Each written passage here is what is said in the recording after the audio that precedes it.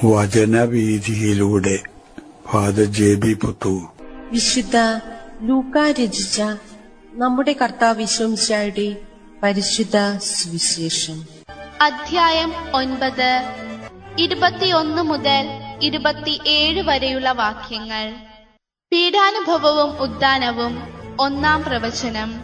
ഇക്കാര്യം ആരോടും പറയരുതെന്ന് കർശനമായി നിരോധിച്ചതിനു ശേഷം അവൻ അരുൾ ചെയ്തു, മനുഷ്യപുത്രൻ വളരെയേറെ സഹിക്കുകയും ജനപ്രമാണികൾ, പുരോഹിത പ്രമുഖന്മാർ, നിയമജ്ഞർ എന്നിവരാൽ തിരസ്കരിക്കപ്പെടുകയും വധിക്കപ്പെടുകയും 3-ാം ദിവസം ഉയർപ്പിക്കപ്പെടുകയും ചെയ്യേണ്ടിയിരിക്കുന്നു. അവൻ എല്ലാവരോടുമായി പറഞ്ഞു, ആരെങ്കിലും എന്നെ അനുഗമിക്കാൻ ആഗ്രഹിക്കുന്നെങ്കിൽ അവൻ തന്നെ തന്നെ പരിത്യജിച്ച് അനുദിനം തന്റെ കുരിശുമെടുത്തുകൊണ്ട് എന്നെ അനുഗമിക്കട്ടെ. സ്വന്തം ജീവൻ രക്ഷിക്കാൻ ആഗ്രഹിക്കുന്നവൻ അത് നഷ്ടപ്പെടുത്തും. എന്നെ പ്രതി സ്വജീവൻ നഷ്ടപ്പെടുത്തുന്നവൻ അതിനെ രക്ഷിക്കും. ഒരുവൻ ലോകം മുഴുവൻ നേടിയാലും തന്നെ തന്നെ നഷ്ടപ്പെടുത്തുകയോ നശിപ്പിക്കുകയോ ചെയ്താൽ അവന് എന്ത് പ്രയോജനം? ഒരുവൻ എന്നെക്കുറിച്ചോ എന്റെ വചനങ്ങളെക്കുറിച്ചോ ലജ്ജിച്ചാൽ അവനെക്കുറിച്ച് മനുഷ്യപുത്രനും തന്റെയും പിതാവിന്റെയും വിശുദ്ധ ദൂതന്മാരുടെയും മഹത്വത്തിൽ വരുമ്പോൾ ലജ്ജിക്കും.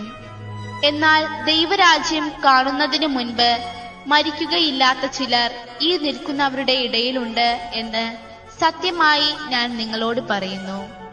യേശു അനുയായികളെ നയിക്കേണ്ടതായ ചിന്ത. താൻ ആരാണ് എന്ന ചോദ്യത്തിന് ശിഷ്യന്മാരുടെ പ്രതിനിധിയായ പത്രോസ് സാക്ഷാൽ ദൈവത്തിന്റെ അഭിഷിക്തനായിട്ടുള്ള ക്രിസ്തുവാണ് യേശു എന്നുള്ള ആ പ്രഖ്യാപനം യേശു ശ്രദ്ധിച്ചതിന് ശേഷം ആ പ്രഖ്യാപനത്തെ പരിപൂർണമായി അംഗീകരിച്ചുകൊണ്ട് തന്നെ ശിഷ്യന്മാരോടായിട്ട് പറയുന്നു, ഇപ്പോൾ നിങ്ങൾ ഈ വെളിപ്പെടുത്തിയ സത്യം ആരോടും പറയരുത് എന്ന്. തുടർന്ന് യേശു വ്യക്തമാക്കുകയാണ്, മനുഷ്യപുത്രൻ എന്ന് വെച്ചാൽ തന്നെ തന്നെ യേശു വിളിക്കുന്ന നാമമാണ് മനുഷ്യപുത്രൻ. ആ മനുഷ്യപുത്രൻ സർവരാലും വെറുക്കപ്പെടുമെന്നും ജനപ്രതിനിധികളിൽ നിന്നും പുരോഹിതന്മാരിൽ നിന്നും ധാരാളം പീഡനങ്ങൾ കേൾക്കേണ്ടി വരുമെന്നും അതിന്റെ അവസാനം വധിക്കപ്പെടുമെന്നും എന്നാൽ 3-ാം ദിവസം താൻ ഉയർത്തെഴുന്നേൽക്കുമെന്നും ശിഷ്യന്മാരോട് ആദ്യമായിട്ട് വെളിപ്പെടുത്തുകയാണ് യേശു. തുടർന്ന് യേശു വ്യക്തമാക്കുന്നു, ആരെങ്കിലും തന്നെ അനുധാവനം ചെയ്യാൻ ആഗ്രഹിക്കുന്നുവെന്ന് വരികിൽ ആ വ്യക്തി സ്വയമായിട്ട് ഉപേക്ഷിക്കാൻ തയ്യാറാകണം.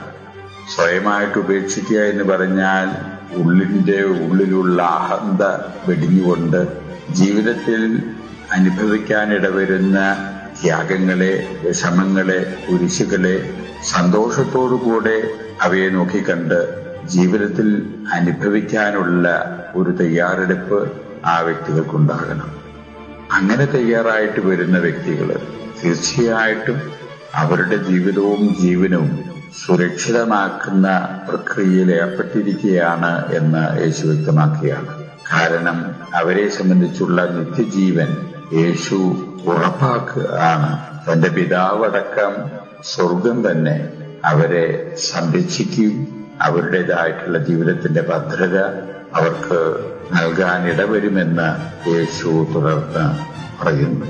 എന്നാൽ ശിഷ്യന്മാരെ സംബന്ധിച്ച് ഇതിന്റെ പ്രസക്തി ഒന്നും മനസ്സിലാക്കാനുള്ള പ്രാപ്തി അന്നില്ലായിരുന്നു.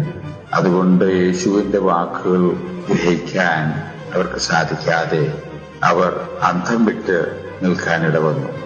എന്നാൽ നമ്മെ സംബന്ധിച്ചിടത്തോളം യേശു ആരാണെന്ന് വ്യക്തമായിട്ട് മനസ്സിലാക്കിയിരിക്കുന്ന നമ്മെ സംബന്ധിച്ച് യേശുവിന്റെ ദർശനങ്ങൾ ജീവിതത്തിൽ ഉൾക്കൊള്ളാൻ നമുക്ക് സാധിച്ചാൽ നമ്മുടെ ജീവിതങ്ങൾ ധന്യമായി എന്നതാണ് ഇന്നത്തെ സുവിശേഷത്തിന്റെ സന്ദേശമായിട്ട് നാം സ്വീകരിക്കേണ്ടത്.